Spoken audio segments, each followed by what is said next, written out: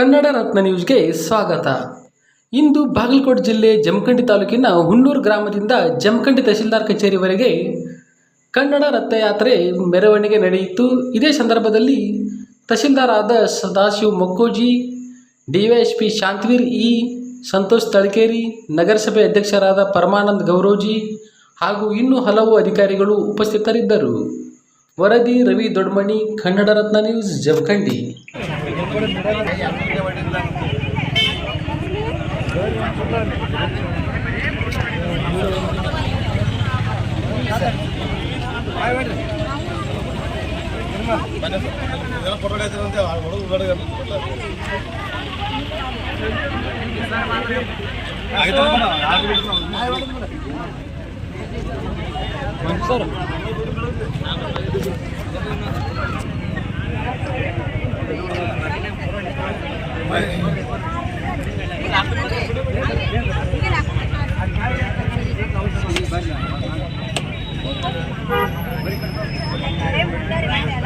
ಅದೇ ಸರ್ ಸ್ವಲ್ಪ ಸೈಡ್ ಆಗುತ್ತೆ ಸರ್ ಸರ್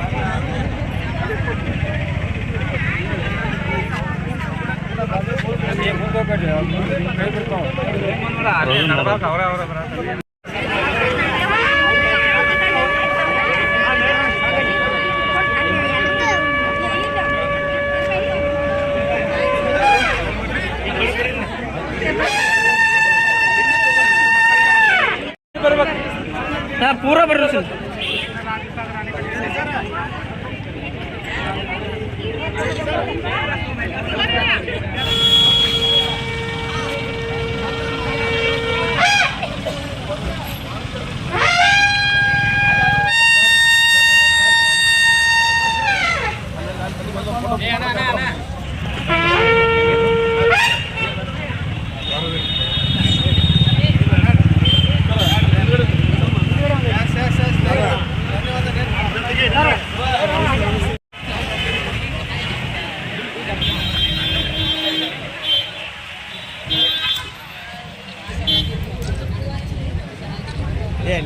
ಹಂಗೆ ಕೂಡಿ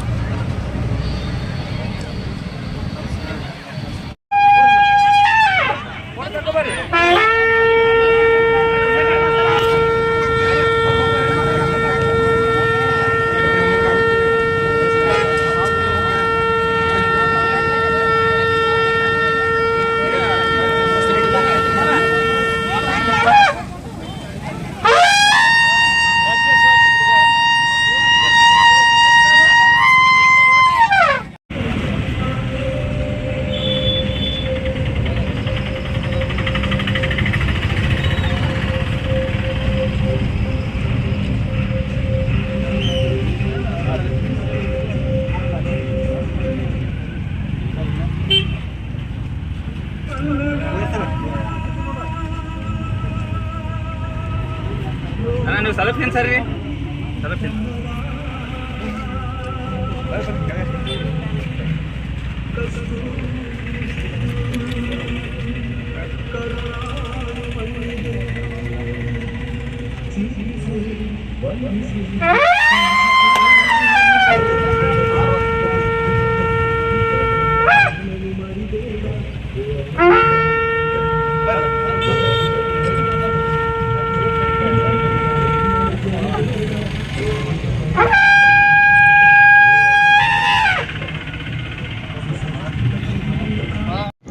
ಇವತ್ತಿನ ದಿವಸ 87ನೇ ಅಖಿಲ ಭಾರತ ಕನ್ನಡ ಸಾಹಿತ್ಯ ಸಮ್ಮೇಳನ ಮಂಡ್ಯದಲ್ಲಿ ಏನು ಜರುಗ್ತಾ ಇದೆ ಅದು ಪ್ರಚಾರಾರ್ಥವಾಗಿ ರಾಜ್ಯದ ಎಲ್ಲಾ ಜಿಲ್ಲೆಗಳಲ್ಲೂ ಕೂಡ ಎಲ್ಲಾ ತಾಲೂಕುಗಳಲ್ಲೂ ಕೂಡ ಈ ಒಂದು ಕನ್ನಡ ರಥ ಸಂಚರಿಸಲಿದೆ.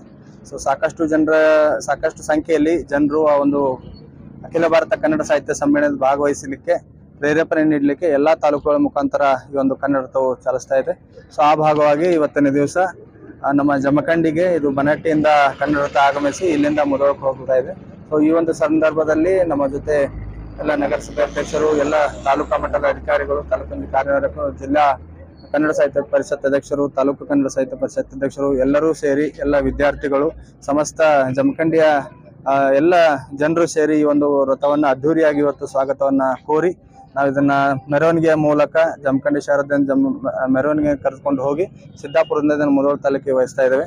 ತಾವೆಲ್ಲರೂ ಕೂಡ ಈ ಒಂದು 87ನೇ ಕನ್ನಡ ಸಾಹಿತ್ಯ ಸಮ್ಮೇಳನದಲ್ಲಿ ಅತಿ ಹೆಚ್ಚಿನ ಸಂಖ್ಯೆಯಲ್ಲಿ ಭಾಗವಹಿಸಿ ಕನ್ನಡವನ್ನು ಎಲ್ಲ ಉಳಿಸ್ಲಿಕ್ಕೆ ಬೆಳೆಸಲಿಕ್ಕೆ ತಾವೆಲ್ಲರೂ ಕೂಡ ಸಹಕಾರ ನೀಡಬೇಕಂತ ಹೇಳ್ತಾ ತಮ್ಮೆಲ್ಲರಿಗೂ ಈ ಒಂದು ರಥಯಾತ್ರೆಯಲ್ಲಿ ಭಾಗವಹಿಸಿದ್ದಕ್ಕೆ ಧನ್ಯವಾದ ತಿಳಿಸ್ತೀನಿ.